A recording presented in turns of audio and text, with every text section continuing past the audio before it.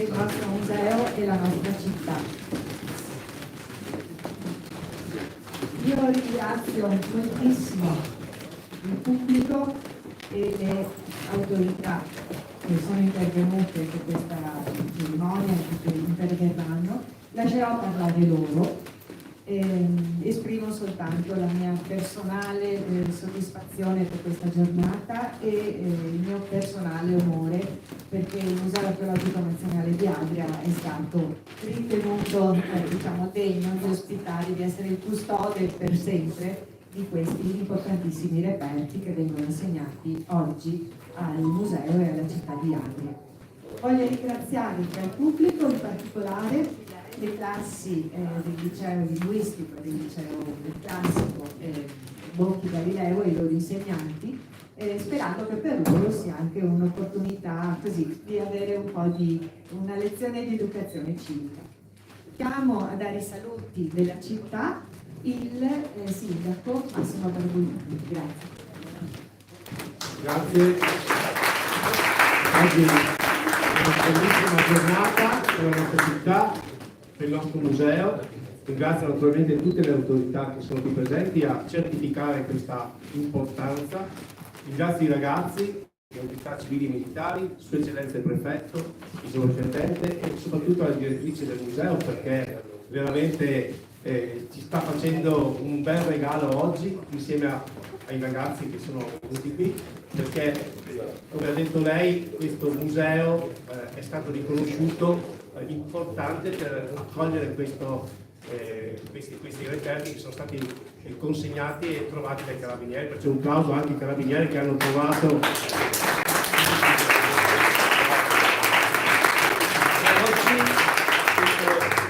questa struttura ha un valore aggiunto.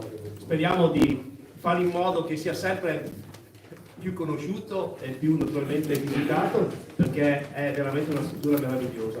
Grazie ancora, io porto naturalmente i saluti all'amministrazione comunale e portate chiunque a vedere questa bellissima struttura perché è veramente pagine di storie importanti che hanno segnato questo territorio. Grazie ancora.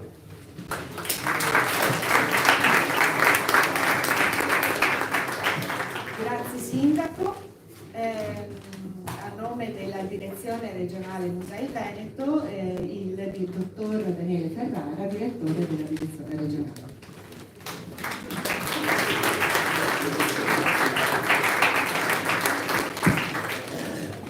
Buongiorno a tutti. Allora, è una festa oggi, è una festa con cui onoriamo appunto l'Arma dei Carabinieri e il suo nucleo di tutela del patrimonio culturale e a questa festa siamo onorati appunto di avere il signor Prefetto appunto di Rovigo e il comandante provinciale dell'Arma, il sindaco.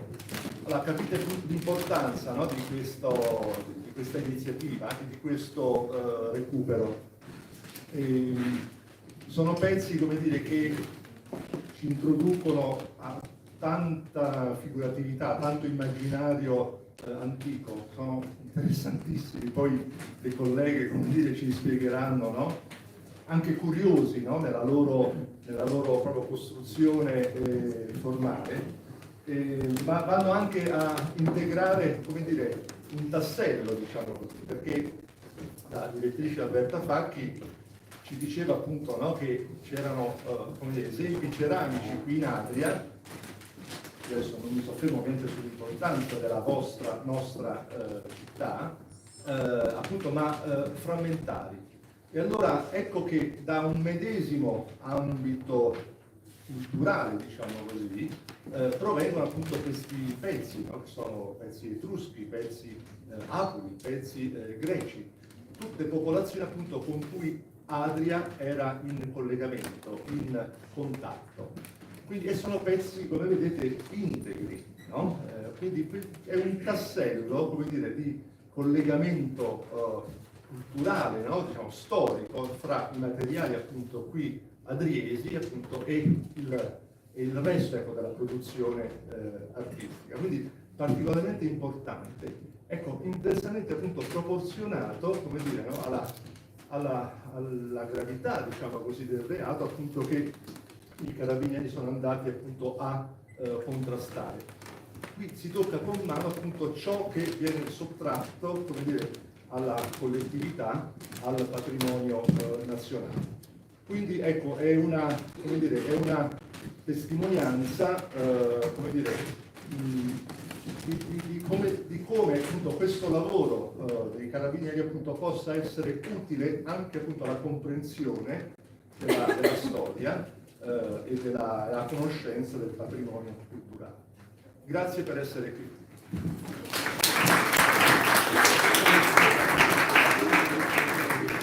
Grazie al direttore che vi ha anche introdotto all'importanza storica di questi reperti e quindi che adesso ci spiegherà meglio la collega funzionario archeologo della Soprintendenza Archeologia, Belle Arti e Paesaggio per il Comune di Venezia Laguna e che porta anche i saluti del sovrintendente dottor Fabrizio Magani.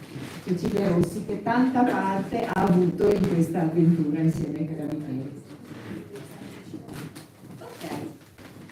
Allora, sì, innanzitutto porto i saluti del sovrintendente della Soprintendenza Archeologia, Belle Arti e Paesaggio per il Comune di Venezia Laguna, l'istituto per il quale lavoro.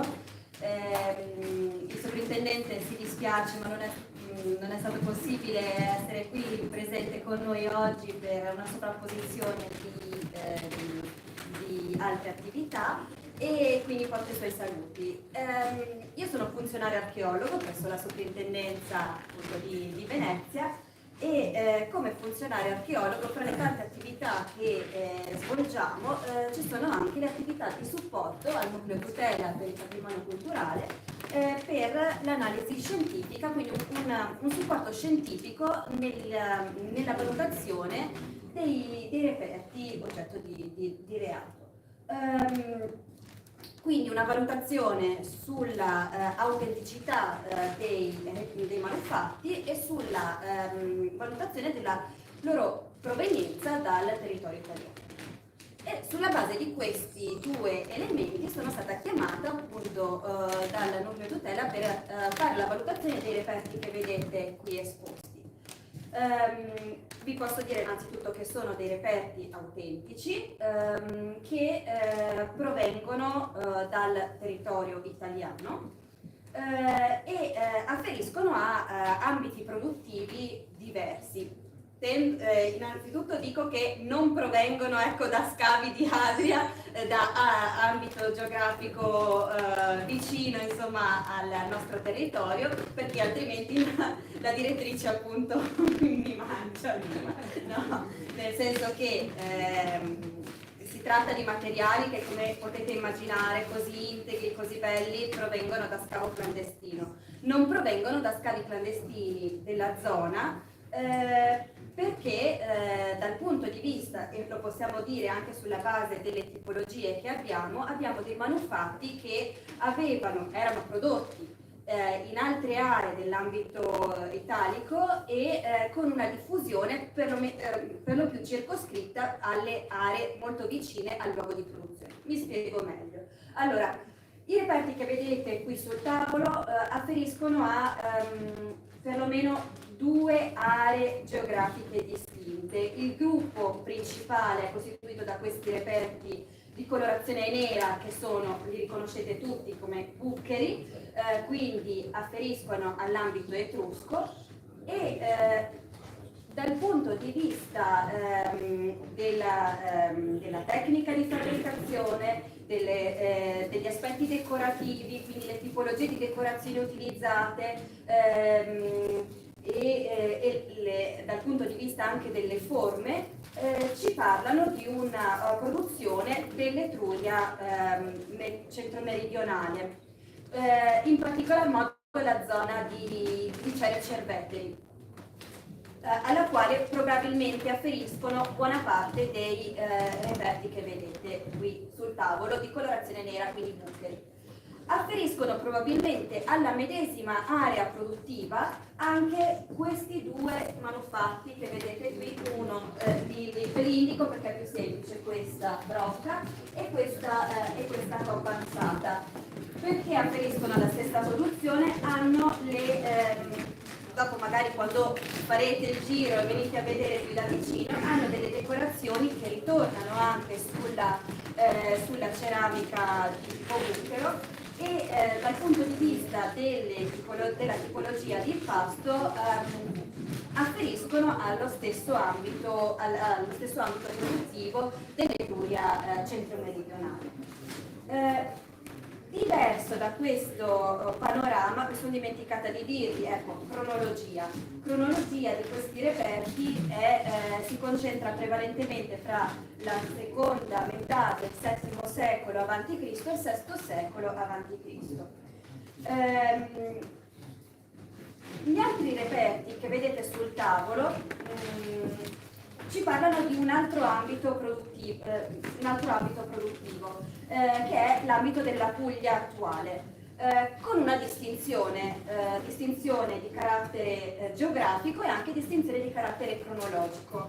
I reperti più antichi dell'ambito della Puglia attuale sono questi che vedete qua in prima fila, che afferisce a una produzione della Daunia.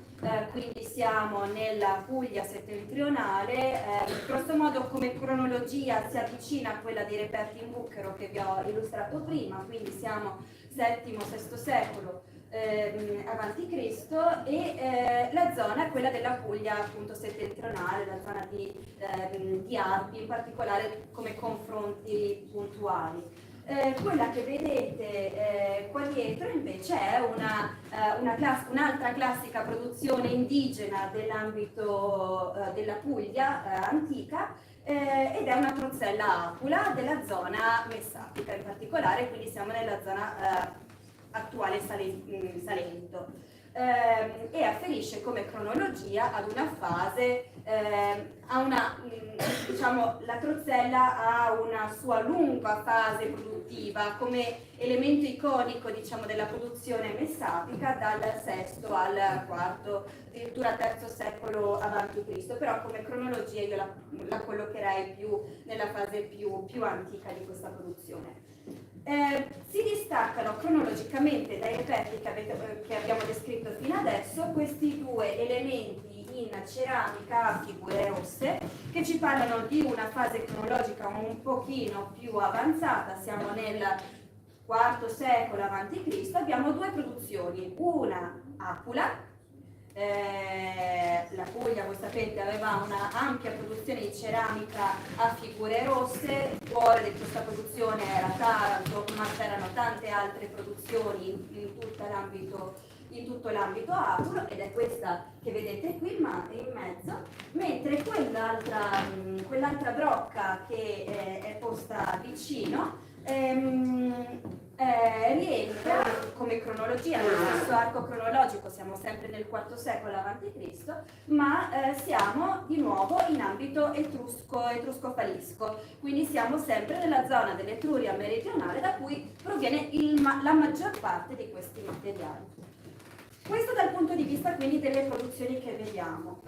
Li vedete intatti perché e sono anche forme prevalentemente legate all'ambito del banchetto, quindi questi due elementi ci consentono di parlare di reperti che sicuramente provengono da un contesto funerario, dove sapete che venivano utilizzati come vasellame da corredo legato alle cerimonie anche di non solamente le offerte che venivano donate ai defunti, ma anche proprio concretamente un ruolo nelle cerimonie di un consumo di bevande che affiancavano il momento importante del seppellimento. Ecco, se avete ulteriori domande le facciamo dopo, ok? Quello più antico. Allora, i più antichi sono sicuramente questi che vedete, i buccheri grosso modo sono quelli più antichi che vedete qua sul tavolo. Quanti pezzi totale? 14. Sono 14 pezzi.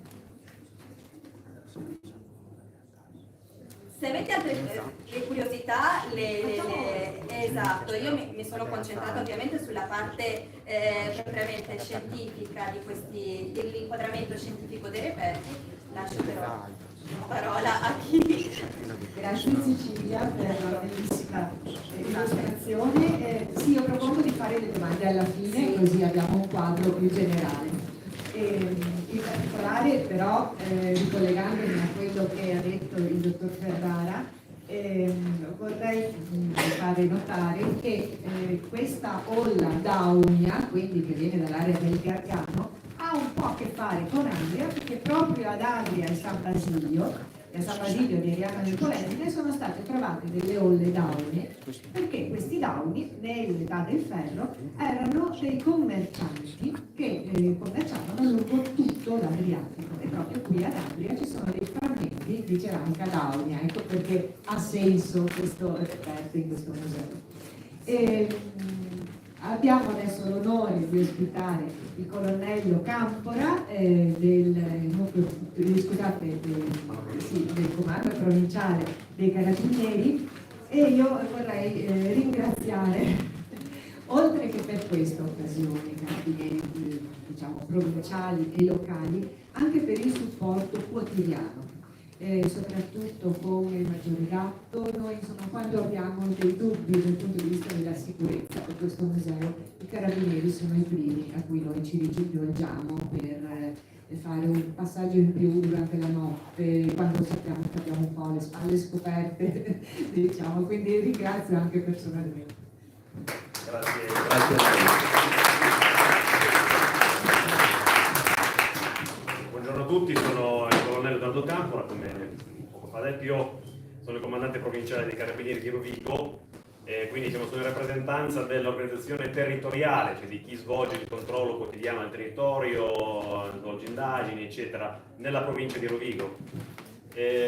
Qui abbiamo, e innanzitutto saluto anche l'autorità intervenuta, ovviamente, Sua Eccellenza il Prefetto, il Sindaco, il Direttore regionale dei Musei del Veneto, che ringrazio moltissimo, la Soprintendenza che è ottimamente rappresentata. Abbiamo tra le autorità abbiamo anche un fiore all'occhiello che da carabinieri gradirei mettere in luce, che è il reparto del comando carabinieri tutela del patrimonio culturale, che sono quei carabinieri che vedete con le pettorine, con scritto carabinieri TPC, appunto tutela del patrimonio culturale. Vorrei introdurlo perché sono noti, ma forse magari non a tutti. È un reparto che è stato fondato dall'Arma nel 1969 e ha il compito, sono tutti carabinieri specializzati, un reparto di carabinieri distribuito in tutta Italia, ha tanti nuclei sostanzialmente più o meno corrispondenti ai capoluoghi di regione, e svolgono un'attività molto specialistica e fondamentale, quella di prevenire e reprimere le violazioni delle norme che riguardano appunto la tutela del patrimonio culturale italiano. L'Italia è la nazione che più di altre al mondo ha un patrimonio culturale vastissimo, è sicuramente l'eccellenza al mondo per questo, e i carabinieri del Comando Tutela del Patrimonio Culturale sono per questo tra i migliori, fatemelo dire, sicuramente anche per piaggeria, ma fatemelo dire, è sicuramente uno tra i migliori al mondo che si occupano di questo settore. È quello che dedica, ma l'Arma dei Carabinieri dedica moltissime risorse per le loro attività, che svolgono quotidianamente appunto per la repressione e appunto anche il ritrovamento di opere trafugate, oggetto di furto o che comunque sono state impossessate da privati a scopo di lucro in modo illecito. Il merito delle TPC è quello appunto di restituire allo Stato, quindi alla comunità, questi beni così preziosi. Non solo questi eventi, come quello di oggi, non solo ci servono per poter godere di questi oggetti che ci appartengono, tutti quanti, ma soprattutto anche per far riflettere sulla quale sia, per divulgare, per sensibilizzare l'opinione pubblica su quale sia la norma, le norme che sottendono a questi ritrovamenti. E poi ce lo spiegherà molto meglio il maggiore Meneleo. gli reperti archeologici, se non per un titolo che concede lo Stato, appartengono appunto allo Stato, cioè appartengono a tutti. E quindi loro svolgono un'opera quotidiana per far riemergere e per restituire a tutti quanti questi beni che altrimenti sarebbero chiusi in un appartamento, in una teca privata e concessi soltanto alla vista dei pochi. E non peraltro possiamo anche consentire lo studio di questi reperti e quindi anche ricostruire intere aree, settori archeologici che magari possono essere inesplorati. Un ultimo aspetto che vorrei mettere in luce per quanto riguarda il Comando Carabinieri del Patrimonio Culturale è, per esempio, tra gli altri meriti, quello di aver costituito una importantissima banca dati, una delle più ampie, anche queste al mondo, che conta quasi 8 milioni di reperti. Questo sempre in modo strumentale per monitorare e per identificare i reperti che possono essere oggetto di trafugamento.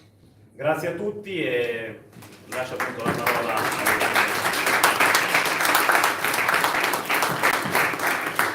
Grazie colonnello e lascio la parola al maggiore Emanuele Medeo, comandante del nucleo dei Carabinieri tutela patrimonio culturale, che ovviamente ringrazio moltissimo per questa occasione.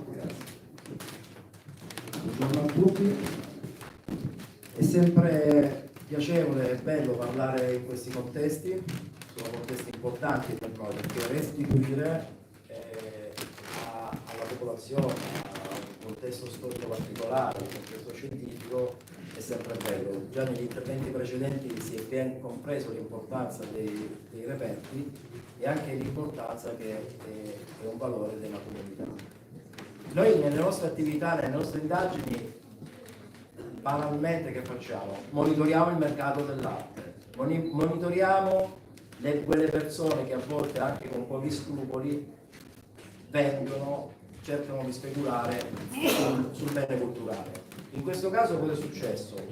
Le nostre storie sono sempre, piene di incroci, di collaborazioni importanti. Uno studioso nota questi reperti, li osserva, probabilmente in un sito piuttosto che una galleria d'arte, poi vi spiego dove siamo andati a finire, e ce li segnala. Nel senso ci usiamo un riferimento anche per gli specialisti e per gli studiosi di settore.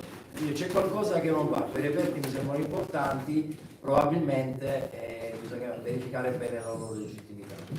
Iniziamo, li guardiamo anche noi in foto, li analizziamo nella nostra banca dati, chiediamo subito un primo consulto alla sovrintendenza. Per noi è un ruolo importantissimo perché sono quelle persone che ci aiutano, ci indirizzano, che colmano delle capacità che non abbiamo perché abbiamo una preparazione di polizia giudiziaria, ovviamente, quindi siamo provenienti dai carabinieri.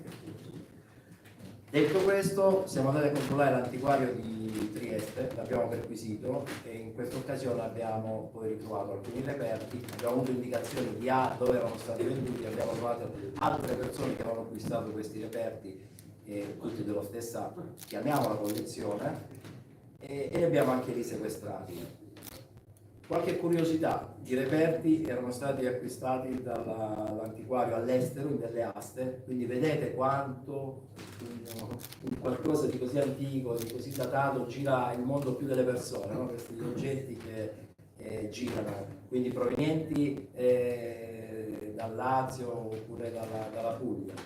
Sono arrivati all'estero, Austria piuttosto che Germania, e alla fine sono finiti a Trieste e adesso li ritroviamo qui ad Adria.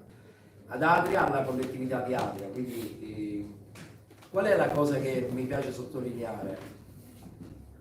Un museo archeologico è un valore aggiunto per una comunità perché vuol dire che qui nel territorio esistono delle aree, delle zone vincolate dove ancora potrebbero uscire allo scoperto dei nuovi reperti archeologici e quindi forse qualcuno, io sono molto oggi appassionato perché ci sono i ragazzi, quindi è bello parlare con i ragazzi, cioè l'avete forse sentito dire, no? Magari che nell'eredità, nel terreno, in quella cantina, in quello stanzino, magari è uscito fuori un oggetto importante. È complicato avere una detenzione legale di questi oggetti, le possibilità sono tre. Chi non ha un percorso giuridico però insomma sono semplici, cioè o si detiene prima del 1909, quindi questa è una cosa molto importante che è anche difficile, c'era la curiosità delle autorità, che dicevano ma come si fa a detenere un bene archeologico legalmente, non è proprio semplice, oppure c'è stato lo Stato che ha dato un premio per un ritrovamento, quindi la classica legge del codice nostro civile, io trovo qualcosa, lo devo comunicare all'autorità locale, al sindaco, e poi ho diritto a un premio di ricompensa. In questo caso lo Stato decide di dare magari qualcosa.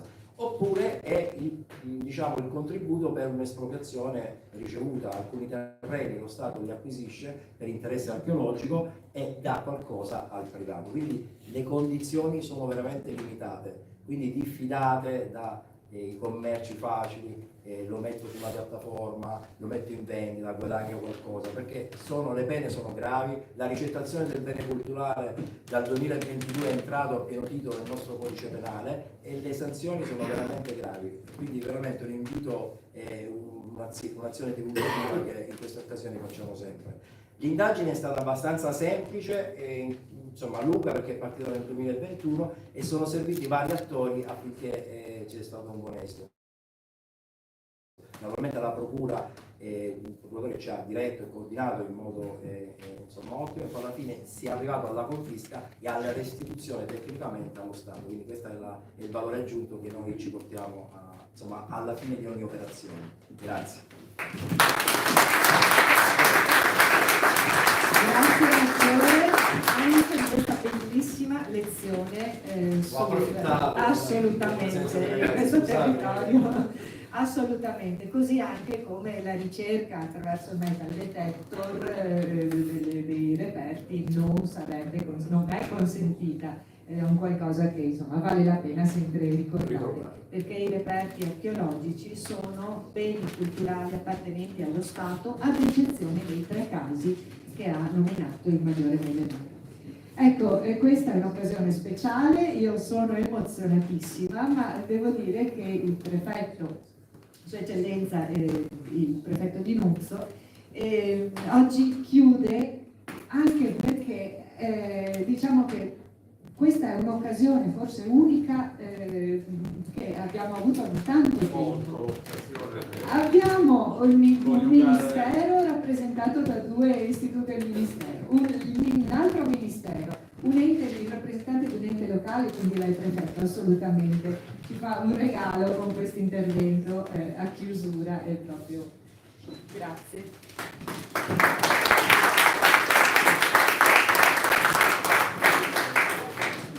Grazie direttore, grazie anche al direttore regionale.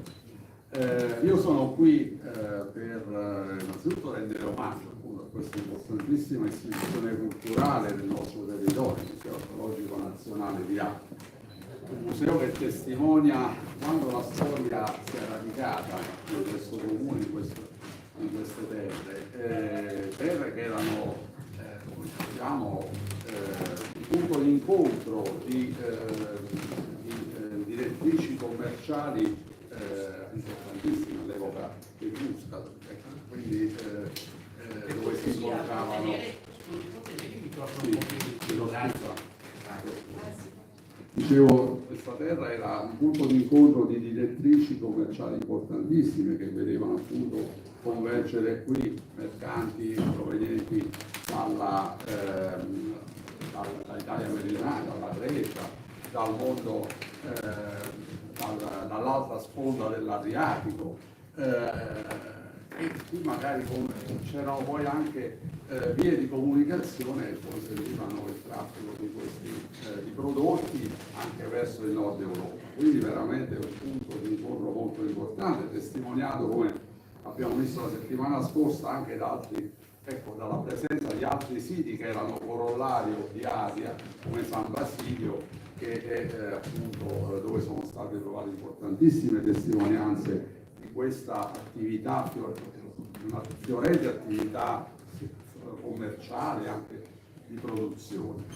ma sono qui anche per così testimoniare, per ringraziare, per testimoniare l'attenzione del Ministero della Cultura e dell'Arma dei Carabinieri appunto per la tutela del patrimonio culturale italiano, un'attenzione che risale, come abbiamo visto, ad una lungimirante iniziativa del 1969 in cui ecco, viene istituito, come è stato già ricordato, un reparto specializzato dell'Arma dei Carabinieri.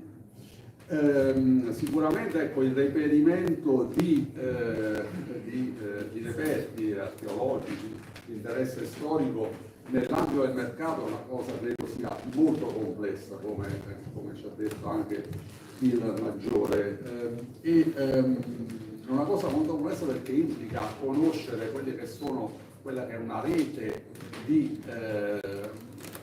molto importante del mercato dell'arte, quindi mercato lecito e clandestino, ecco, quindi non è facile orientarsi in questi ambiti, bisogna disporre di un'ampia rete informativa e quindi grazie veramente a questo nucleo dell'Arma dei Carabinieri che consente appunto di intercettare in Italia e all'estero ecco, reperti archeologici che vengono scambiati al di fuori della legge, insomma, ecco, in violazione della legge.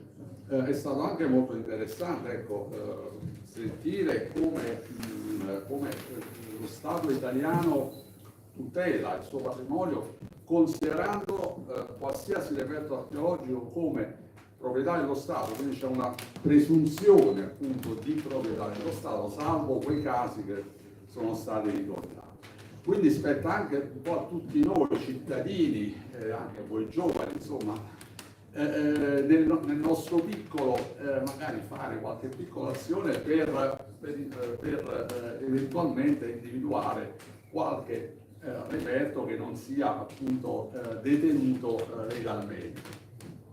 E quindi veramente insomma una giornata veramente interessante, tra l'altro ecco la qualità artistica insomma di questi reperti credo sia veramente importante insomma, e quindi arricchisce ancora ulteriormente il grande patrimonio di questo museo che spetta alle istituzioni locali valorizzare e renderlo un punto attrattivo anche per un turismo d'arte di qualità e che può coinvolgere, come dicevamo, anche altri ambiti del territorio del cosiddetto Basso Polesine o del Delta del Po, che appunto in cui è molto frequente, come abbiamo visto con la direttrice l'altra volta, è molto frequente imbattersi in nuovi siti archeologici, in nuove testimonianze di insediamento. Quindi veramente grazie, ecco, per me è anche l'occasione per visitare insomma, questa sede che avevo visto molto fugacemente in precedenza. Quindi grazie veramente e viva l'Arma dei Carabinieri, viva il Ministero della Cultura.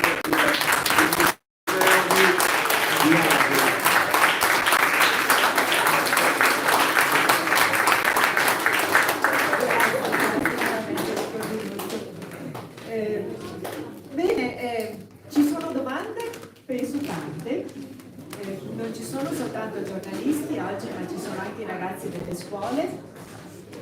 Siamo qui. Io posso portare il microfono. Posso fare? Certo. Prima si parlava che molti dei testi sono stati trovati attraverso i siti internet con dei prezzi, ma il valore di questi libri, il valore è importante. Il valore. Tendenzialmente noi ci asteniamo appositamente dal valore, perché diciamo il valore lo dà il mercato. Il mercato molte volte, io quando parlo del mercato parlo sempre di quello legale, insomma, il mercato lecito, insomma, non c'è nessuno appunto da fare. Però andiamo sulla definizione del bene culturale, del codice del bene culturale. Quindi che cos'è il bene culturale? Qualcosa che ha testimonianza di valore di civiltà. Quindi chi è in grado di noi qui dentro, dico io, di dare una stima economica al valore di civiltà? Quindi è veramente, cioè anche l'oggetto più piccolo, più insignificante, racconta una storia, magari lo studioso che lo approfondisce può narrare che quei leggeri hanno fatto, hanno detto, e ci ha ricostruito un po' la nostra storia. Quindi veramente ci asteniamo noi. Un valore naturalmente ce l'aveva, io dico che in questo caso è anche abbastanza alto. Ecco, per dare una misura, per dare l'importanza e quanta attenzione c'è dietro. Si parla di migliaia di euro, insomma ecco, di questo non... però ecco, per noi è giusto di dare un valore o esplicitarlo.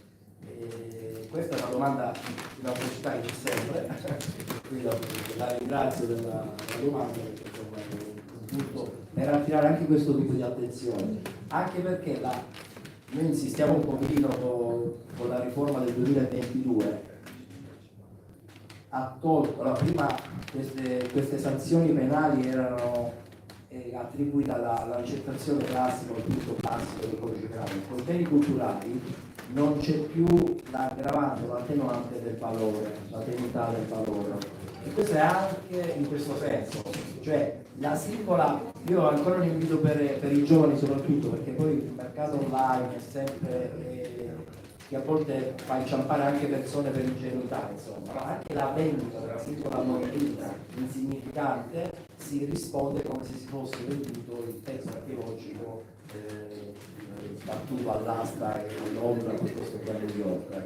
Quindi è l'occasione per dare questa idea, soprattutto nei territori in cui ci sono dei contesti archeologici ancora aperti, dove ogni tanto c'è qualcosa da scoprire.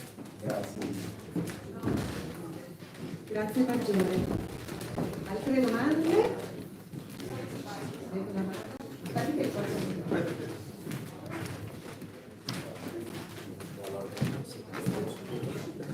Buongiorno, complimenti, porto il saluto di Guardia Nostra di cui sono consigliera, che si complimenta per questa bellissima questa scoperta. Volevo capire, quando un'opera è rubata, ritorna al legittimo proprietario, e mi collego ai quadri che sono stati distribuiti dal nucleo di Torino alla chiesa di San Borgo e poi in altre chiese del Veneto. In questo caso chi è che decide a chi vengono dati questi pezzi? Perché questo museo magari non un altro, volevo capire. Grazie. E mi fa comunque piacere che siano qui. Grazie, io chiedo ancora di fare la parola a chi ha deciso. Al maggiore. No, al direttore regionale di Misericordia. Al direttore magari regionale. spieghiamo bene la cosa. Allora, io mi sento ora sotto braccio con la collega direttrice, perché allora noi riceviamo dal nucleo dei carabinieri appunto delle segnalazioni, no? Del recupero, del dissequestro, delle opere che devono essere assegnate allo Stato.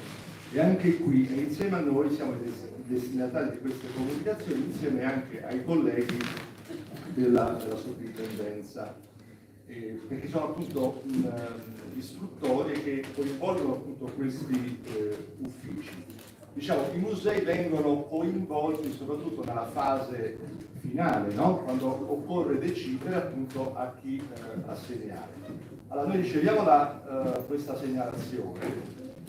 Io appunto ricordavo quello che prima vi ho accennato, no? Dalla collega Facchi, e cioè che appunto Adria, Emporio commerciale, centro marittimo, no? Ha dato il nome a una parte del Mediterraneo, no? Al mare Adriatico, ecco, non aveva, come dire, esemplari ceramici che magari appunto quindi integri nel tempo erano persi.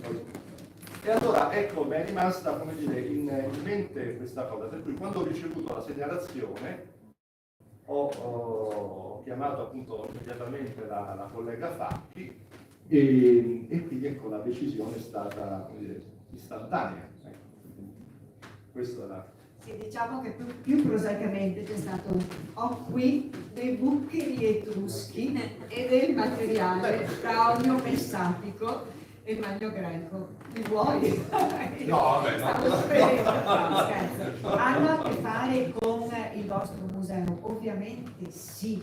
Adria era una città etrusca, anche se leggermente più recente del repertorio illustrato da questi vasi, ma attenzione perché San Basilio nasce alla fine del VII secolo, quindi con San Basilio diciamo hanno attinenza, anche se questi non provengono da queste aree.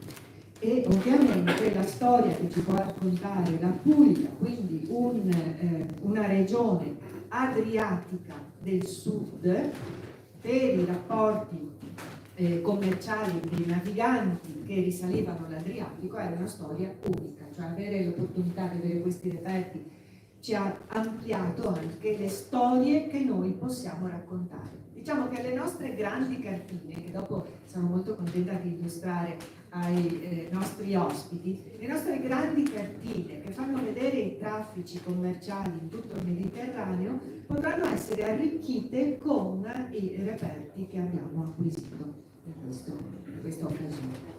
Ottima domanda, comunque, grazie. Vorrei aggiungere Sì. una cosa.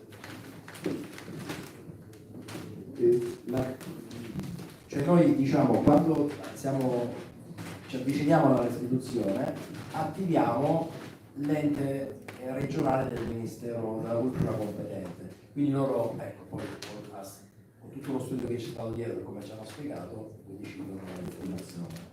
Ecco, quindi da parte nostra come procedura in questo caso cioè non c'è un proprietario, no? Perché sono reperti archeologici e possiamo dire che il Ministero della Cultura che con le sue articolazioni decide dove. C'è stato anche un restauro oppure sono integri così? Sì, allora, quando li ho esaminati presentavano già dei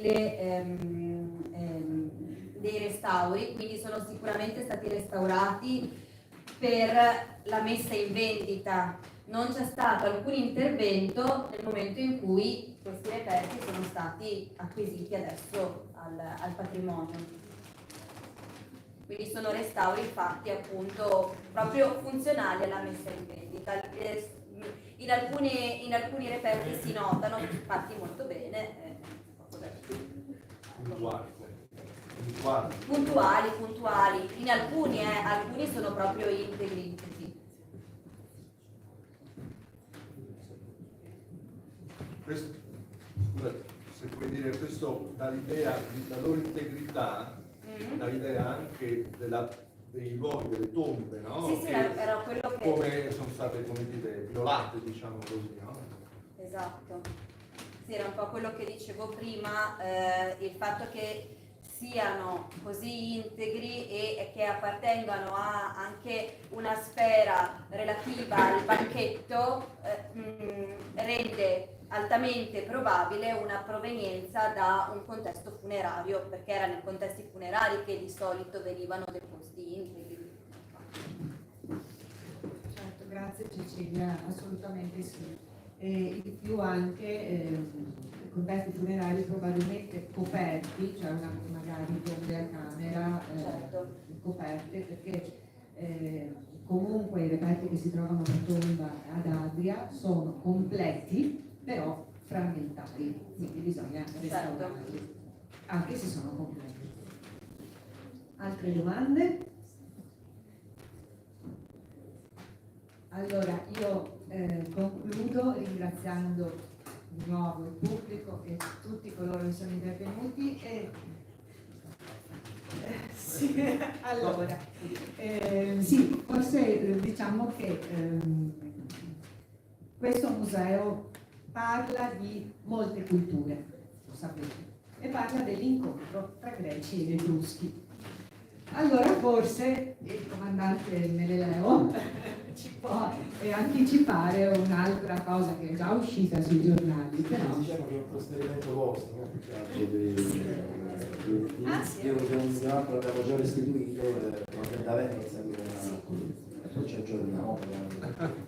Il museo ci tiene, insomma, Certo, allora, bella vita. certo. grazie, sì è vero, è un trasferimento nostro, cioè, forse gli amici del museo già lo sanno, ma qualche mese fa, a luglio mi sembra, a Venezia il nucleo tutela patrimonio culturale ha assegnato a noi, quindi alla direzione regionale museo, un'anfora intera in ceramica attica del gruppo dei pittori di Leandros, anche questa studiata da Cecilia Rossi, che poi con un trasferimento interno, sempre con il senso di qual è il museo al quale è più pertinente un'anfora attica, Adria ovviamente. Pensate che noi abbiamo ben quattro vasi, proprio frammenti, nel gruppo della cerchia di Leandros, e quindi anche questo è un'occasione di vedere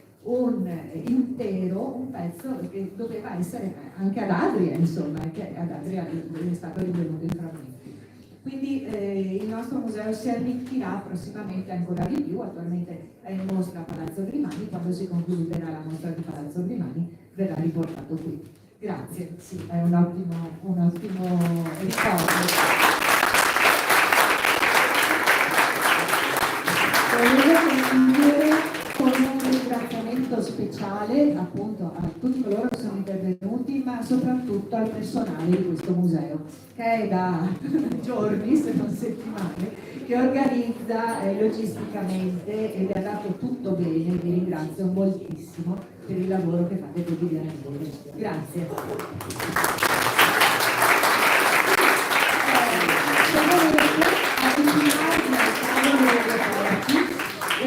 I miei collaboratori magari aiutano anche i carabinieri a fare un po' di prevenzione, però se chi vuole avvicinarsi al tavolo assolutamente.